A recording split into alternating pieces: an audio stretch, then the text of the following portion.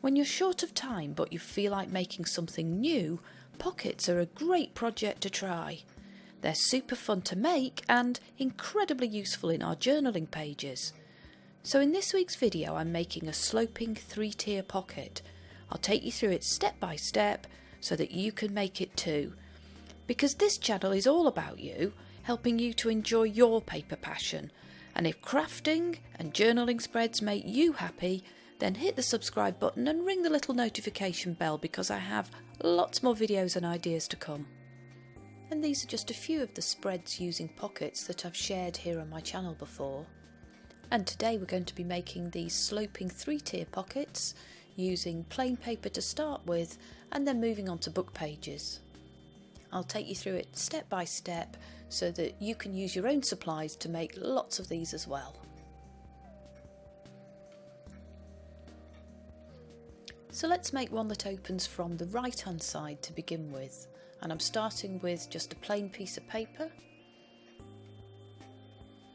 And this can be any shape of rectangle or square.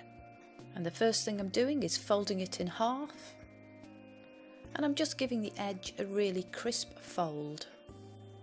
Then I'm opening it up and folding it in half along the other side. And a tip at this stage is to try to make those folds quite neat corner to corner. And now we're going to make the slopes for the pocket, and the first thing I do is fold one of the corners in, making the corner fold crease nice and sharp.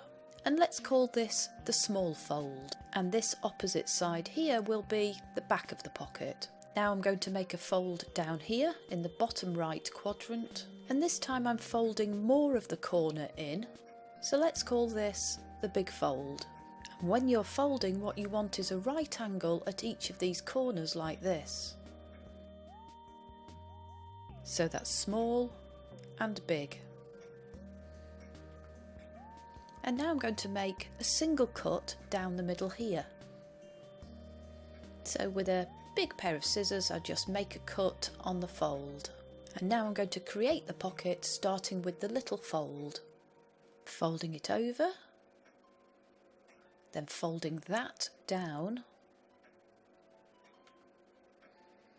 and bringing what's left round the back. And here we have a sloping 3-tier pocket with entrance from the right, just like this little one in yellow that I made earlier. Of course you'll want to glue the back flap on, and you might like to round the corners. And these pockets are great for tucking in little pieces of artwork or cute handmade envelopes. You can see that I've been playing with my new watercolour pencils there.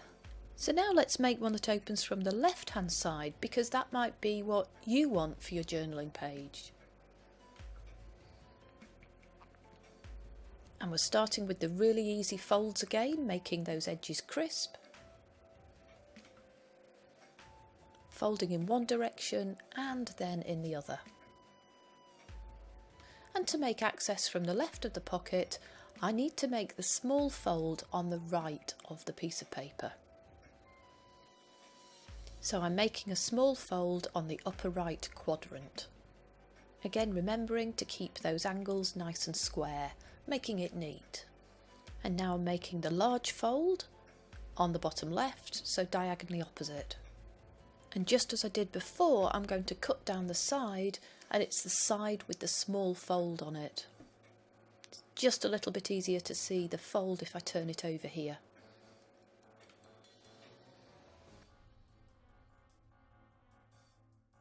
And again the magic happens as we fold it up. I fold across to the left, I fold it down, and the back flap comes over. And here we have our sloping 3-tier pocket that faces left. To make these from book pages means thinking about where we want the pictures on the page to end up on the pocket, like this butterfly on the back and this cute little reptile on the front here. Or even choosing to position text that's on the page.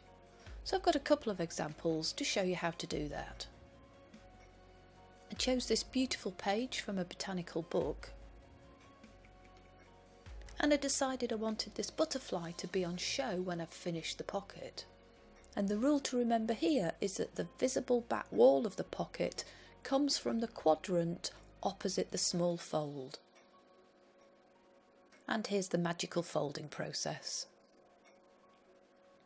I can see the butterfly that I wanted, but note that the text on the very front of the pocket is upside down, and that's just the price you have to pay.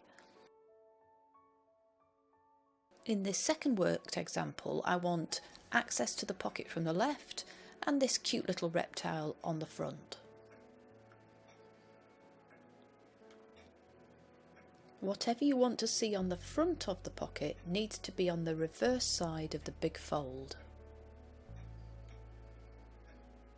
So the little fold must go down here on the bottom left, and the boxing hairs here, which are opposite the small fold, will end up at the back. So let's fold it up and see what happens. Here's the cute little reptile on the front.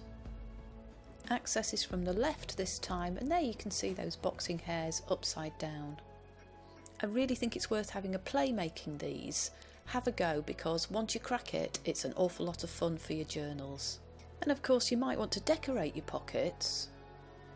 I've painted stamped images with my yummy new watercolour palette, choosing shades that go with the rest of the book page. And all I did with this larger pocket was stick the image on the front and tuck the rest of the paper behind.